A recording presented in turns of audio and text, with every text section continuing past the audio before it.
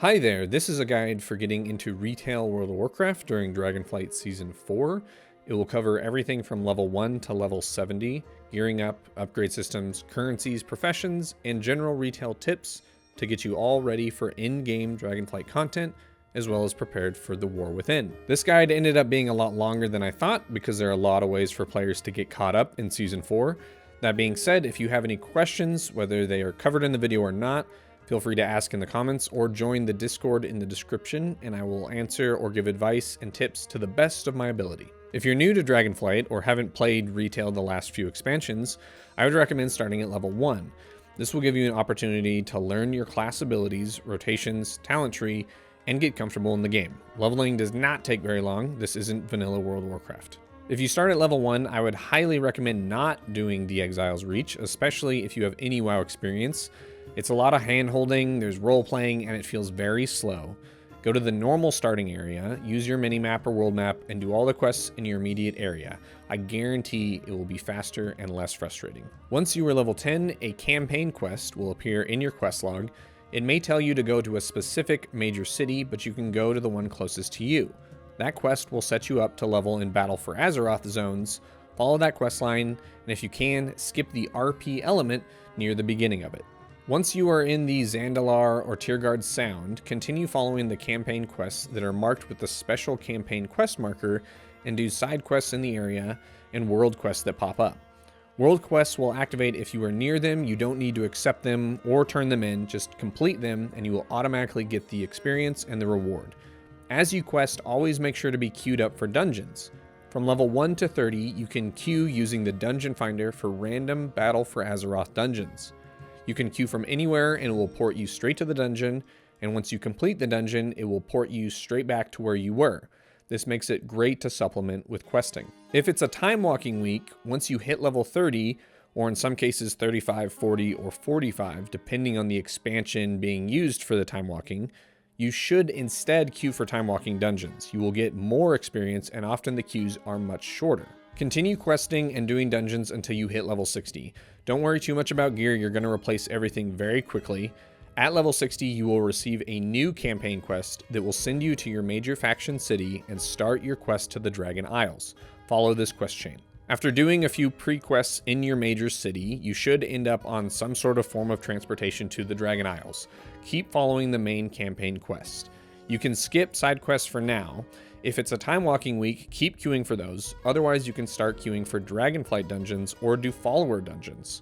Follower dungeons are Dragonflight dungeons with bots, so it gives you another opportunity to practice your abilities within the game without having to adversely affect other players. This is also a great time to respec to a recommended in-game spec. I would use Wowhead or Icy Veins and pick up a Mythic Plus spec, since it should be pretty well rounded. This will give you an opportunity to learn the specific spells and rotations you will be using at max level. Once you get far enough into the main campaign quest, you will do the Dragon Riding quest chain. This will unlock Dragon Riding and it will open up your movement in the Dragon Isles.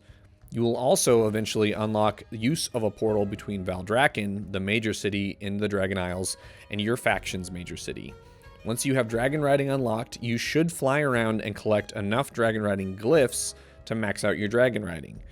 These are permanent improvements to your Dragon Riding that apply to every character on your account. Once you have it all unlocked, travel becomes much easier. At this point, you probably still have a few levels to go. Keep queuing for dungeons and check your world map for which Dragon Isle zone has the Dream Surge event going on. Go to that zone and quest there. All quests in that zone have increased experience. Also, as you're questing and moving through the Dream Surge event, you can collect Dream Surge coalescence as you fly through green orbs that spawn randomly throughout the zone. Flying through the orbs should give you Whelpling crests and coalescence that you can later spend on gear. If you finish all the quests in that zone and you're still not level 70, you can move on to another zone, but make sure you keep queuing for dungeons. Don't worry, you're going to be there soon. As soon as you hit level 70, there are weekly quests you should knock out as a priority.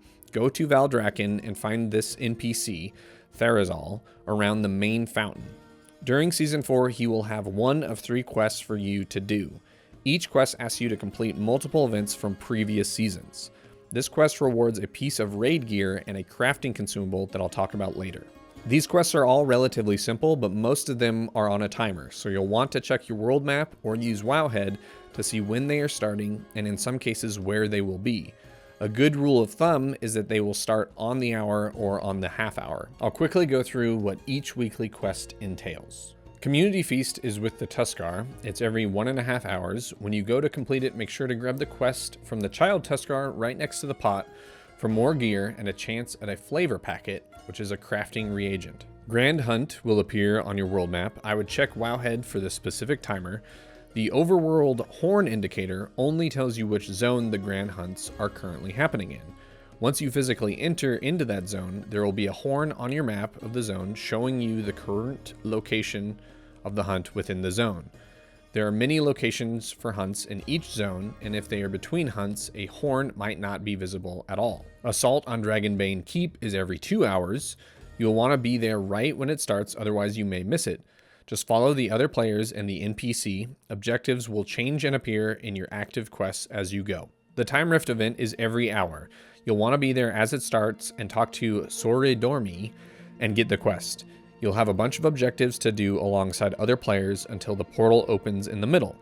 Once the timer for the event runs out, go to the middle, go in the portal, kill the boss in there, and return to Soridormi. Researchers Under Fire takes place in the Zaralek Cavern. Entrances appear on your map. You fly underground and automatically zone in. You will have to be in Zaralek Caverns to mouse over the event and see when it is happening next. You'll want to be there at the start, and looking for a group on the group finder can ensure that you finish it. You can pair this with the weekly Loam Niffin quest, pick it up before you do Researchers Under Fire, and if you fully complete Researchers, you'll get enough rep to finish the Loam quest and turn it in and get a piece of loot and flight stones. Obtaining a supply chest from the Fyrak Assaults, these will appear on your world map when they are active. Go to the area they are in. In order to get a supply chest, you will need to collect ever-burning keys. This can be easy if lots of players are there. They will be summoning the Forge Master, and you can skip the farming of wards. If not, you'll need to follow the ward farming progression that you can see here. Super Blooms take place in the Emerald Dream. There's a portal in Valdrakken straight there. Otherwise, you can fly to the west of Onaran Plains and go through that portal. You don't need to complete any pre-quests to do Super Blooms, just be there before it starts and accept the quest. Then follow the big tree and do activities listed in your active quests log. Before doing the Super Bloom, you should pick up the A Worthy Ally Dream Warden's quest. This is similar to the Loam Niffin quest that just requires you to earn reputation. Completing this quest will get you loot and flight stones. Completing the Super Bloom will get you most of the way there. The other part of this weekly quest is to plant Dream Seeds. Now before you plant any Dream Seeds, you'll want to pick up the weekly quests to double dip and get some extra gear. You'll earn seeds that you can use to plant by doing the Super Bloom. If you don't get enough, you may need to do other quests in the zone or kill mobs. They can occasionally drop seeds. The next important NPC in Valdrakken is on the other side of the fountain, Kazra, and they have a rotating weekly quest as well. Depending on the week, they may have a time-walking dungeon or raid quest, a mythic dungeon quest, or a battleground, arena, or pet battle quest, or even a world quest. The time-walking quest and the mythic dungeon quest reward a random piece of raid gear, so if one of them is weekly quest, you should do it. If the weekly quest is time-walking, you have the option of completing 5 time-walking dungeons that you can queue into using the random dungeon finder, or you can kill 5 time-walking raid bosses. Killing the raid bosses requires you to find a group for the raid, but there are actually more reasons to do it than just the time-walking quest. Depending on the expansion you are time-walking to, you can head to that expansion's major hub city, and you can find a quest there for the time-walking raid to kill the final boss of that raid. This quest rewards a hero track piece of loot, so you can complete the time-walking quest and this quest in one fell swoop. On top of that, time-walking raid bosses drop champion track gear on personal loot, so you can get normal raid level gear off of time-walking bosses. For all of these reasons, you should do the time-walking raid as you are gearing up at level 70. The third important NPC in Valdrakken is over here and has a quest for you. This NPC is who you will go to when you want to upgrade your gear. Every piece of gear you earn from quests, dungeons, raids, and vendors is upgradable using flight stones and crests. Flight stones and crests are currencies that you earn from doing activities, and they appear on your currency tab. You can get flight stones from doing just about anything. Crests come in 4 different types, and you will earn higher level crests from doing higher level content, like more difficult raids and higher level Mythic Plus dungeons. This graphic shows a lot of information about item tracks, upgrades, where you can get crests, and your vault. You don't need to memorize any of this, it's just for reference. The important things to keep in mind are that items come on different tracks, and based on that track can be upgraded to certain eye level and quality. To earn items on higher tracks, you need to complete harder content. Doing Looking for Raid allows you to kill bosses that typically drop veteran track gear.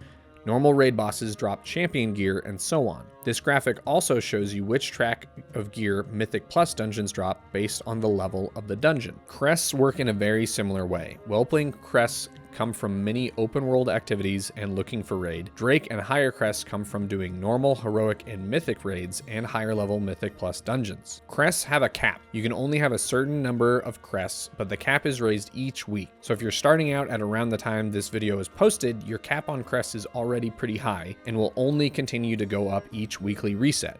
The first week, the cap was 120 of each type, and it increases by 120 each week at the weekly reset. As you are gearing up after hitting level 70, your first goal should be to hit the item level required to do the Awakened raid in the Looking for Raid of the week. This raid will be denoted with this little hexagon, pentagon symbol. In order to get to that item level, you should do the main weekly quests I mentioned above, but you can also do the weekly quests I talked about that aren't a part of the main quest from Therazol. So if Super Bloom isn't included in the quest from Therazol, you can still do it once a week and get loot from there. As I mentioned before, most of those quests are on timers, so they're done every hour or every couple hours or every half hour. But in between the timers, you can queue for heroic dungeons, you can look at world quests and see if any of them have item rewards that are upgrades, or you can collect more coalescence in the Dream Surge zone. So remember those green orbs in the coalescence currency that you were collecting while you were leveling? If you go to this NPC, you can get a quest to collect 100 coalescence once you're level 70, and completing that quest gives you an item that you can exchange for another piece of loot. You can also spend your coalescence to purchase additional loot to fill in any gaps. You may be tempted at this point to start spending flightstones and crests on upgrading your gear, but unless you are near or capped at 2,000 flightstones, it's better to hold off. The biggest reason to hold off on upgrading your gear is that you are likely to be able to get up to champion or even hero track gear and not have to spend any of your flightstones or crests in order to do so. You can do this by eventually getting into normal raids, maybe getting into heroic raids, or just by pushing your Mythic Plus higher and higher. One thing to keep in mind when thinking about spending your flightstones and your crest to upgrade an item is that whenever you get an item for an item slot that is a higher item level than the one that you already had, you can upgrade your older item to match that new item's item quality for 0 crests and half the flightstone cost. So even if you get a piece of loot from a raid or from a Mythic Plus dungeon that doesn't have the right stats or is not your best in slot, if it is a higher item level than the piece of loot you already have, that's a good thing because it means that you can upgrade the piece of loot you had before to that new piece's item level for a free or reduced cost. It shouldn't take long before you have the item level required for Looking for Raid. Once you do, start queuing up and you can continue to do the weekly quests, world quests, and farming coalescence. Getting into LFR and killing bosses is great for a few different reasons. You can get loot off bosses, but you can also earn splintered sparks of awakening, which when 2 are combined gives you a reagent needed to craft current eye level gear. You can also earn antique bronze bullions off of any boss kill on any difficulty of that week's awakened raid. At the time of making this video, you should be able to earn 3 bullions. For each week that season 4 of Dragonflight has been out, you can earn that many bullions. Bullions can be turned in for high level raid gear at a vendor in Valdrakken that can be found over here. Each item requires 2 bullions, so you get to pick an item once every 2 weeks. Wowhead has a nice guide for the best purchases you can make based on your class, and you can also double check this with your class guides on Icy Veins, or just go with your gut. Items that are purchased using the bullion are on their own special item track that upgrades all the way to the highest level mythic quality, so it's best to pick items you know you will be using for the rest of the expansion. In this same little building in Valdrakken, there are other vendors that require other currencies, so let's just touch on those real quickly. One of these vendors requires a currency that you will only be able to earn 1 of total this whole season, and it's from either fully clearing a heroic awakened raid or by reaching 2000 Mythic Plus rating. As soon as you complete 1 of those, you'll get one of these in your bags that you can then exchange for hero track tier. I would hold off on using this until you see which pieces of tier you get from other sources. The other vendor also has tier pieces that you can purchase. The currency required for these drop off the final bosses of awakened raids. Everyone ends up rolling on them, so you have to be lucky and win the roll, and the item track of tier gear that you get is based on the difficulty of the raid you got the currency from. So if you got the currency out of LFR, then the piece of tier gear that you are able to purchase will be on the LFR track. Speaking of tier pieces, pretty much every spec in the game is improved by wearing their 4-piece tier set. You can get tier from the 2 options I listed before, as well as by having tier tokens drop off of raid bosses in raids. But there's one additional guaranteed way to get tier each week. If you fly out of Valdrakken to the east, you can find this hidden contraption that will catalyze any piece of Season 4 gear you have into tier. The number of catalysts you have goes up by 1 each week and caps out at 9. My recommendation is to not catalyze anything below hero track gear unless you're in a pinch. Getting hero track gear may sound hard at first, but remember you can get it from killing the final boss of the Time Walking raid or by completing a Mythic plus 7 or higher. It drops in heroic versions of the raid, or you can get it from your vault. Once you feel you have the gear to be able to do Mythic plus, you can find groups using the custom group finder, or you can talk to this NPC in Valdrakken and they will give you your own Mythic plus key, and you can start and run your own group. Doing Mythic Plus requires you to right-click your portrait and set the dungeon difficulty to Mythic. Once you zone in, there will be a pedestal at the start of the dungeon. Once your group is ready, players typically do a ready check and then a Deadly Boss Mods countdown timer /pull10. When the timer hits 0, the player that's using their key will insert it into the pedestal and it will start the Mythic Plus dungeon. Now, I mentioned the vault earlier. The vault is a weekly bonus piece of loot you receive based on the activities you did in the previous week. If you kill 2, 4, or 6 bosses, you unlock raid loot. If you complete 1, 4, or 8 dungeons, starting from heroic difficulty and going up through Mythic Plus, you get Mythic Plus loot. We don't really bother with the PvP track, and that'll be replaced by delves in the next expansion anyway. The vault is pretty simple. For each raid boss you kill on a certain difficulty, your vault will be populated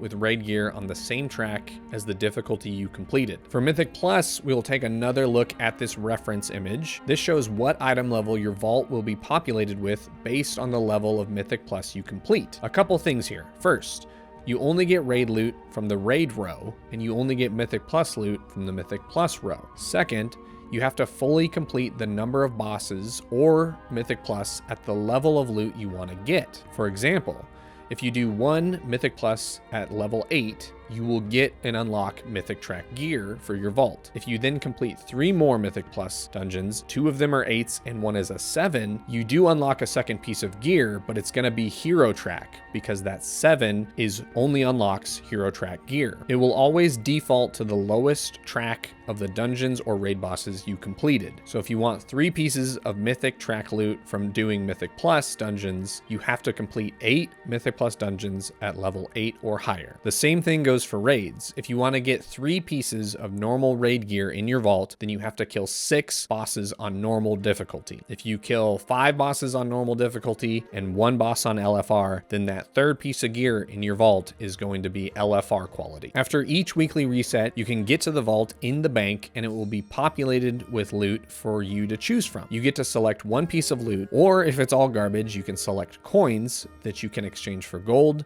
crests, or an item that adds a socket to a piece of gear. For Dragonflight Season 4, you actually get enough coins to purchase 2 sockets to add to gear. Keep in mind, it is probably easier to get Mythic Track gear from your Mythic Plus vault than by finding a Mythic Raid Pug. If you get Mythic Track options from Mythic Plus, but they're all bad, you can always catalyze them into tier pieces that will then be on the Mythic Track upgrade track. Now, if all of that wasn't enough, there is still another way to get gear. Crafting. I mentioned a couple times that there are items you are earning from the weekly quests or raid bosses that are crafting reagents. The Splintered Spark of Awakening, or once combined, the Spark of Awakening, is used in crafting to set the item level to this current season. Crafting in Dragonflight is a whole new system, but the important thing to learn about is the work order system. You can go to these NPCs in Valdrakken and look up items that you would like crafted. It will tell you the materials required and give you the option to add the Spark of Awakening as a reagent, as well as other bonus reagents to affect stats or to add embellishments. Embellishments are enchants that provide special buffs. Your class guide on Wowhead or Icy Veins should give you an idea of the embellishments that you want to have and which crafted pieces are best to put the embellishments on. This usually varies depending on whether you want to specialize in Mythic Plus or in raids, so take a look at those guides and look at the reasoning behind them. Remember, you can only have 2 embellishments on all of your gear total, except for the special engineering one and the flavor packet. When doing a work order, it's best to make sure you have everything you need first and to buy the highest quality materials. The item level of the crafted item you get is based on the quality of the materials you provide, the spark you provide, the enchanted crest you provide, and the crafter's ability. You will need to use an enchanted crest to improve the eye level. Enchanted crests can also be done through work orders, so you can search them to find the required materials. The main component of the materials required to get an enchanted crest can be purchased from this NPC just below the crafting order gazebo. This is another use for crests, and it's worth keeping in mind as you choose how to spend your crests. In many cases, saving up aspect crests and getting an enchanted aspect crest for your crafting is one of the best uses for your aspect crests. Work orders for enchanted crests are usually fairly quick and don't require much of a tip. I typically do a couple hundred gold and they get done instantly. Now, once you have the enchanted crest of the level that you choose, the completed and full spark, and all of the max quality materials, you're going to actually need to find a crafter, and you'll want to do a personal order. You can test your luck and do a public order, but you can't set the item quality you want, so you're probably going to end up with a low to mid quality version, which means you just have lower item level than what you really want. If you jump into trade chat, you should be able to quickly find crafters that are able to either 4 or 5-star the item that you want. This is where it can get a little bit strange, not because you're having to talk to real people, but because most crafters don't want you to set the quality at 5-star because they can't always guarantee that. So you'll set it as 4 stars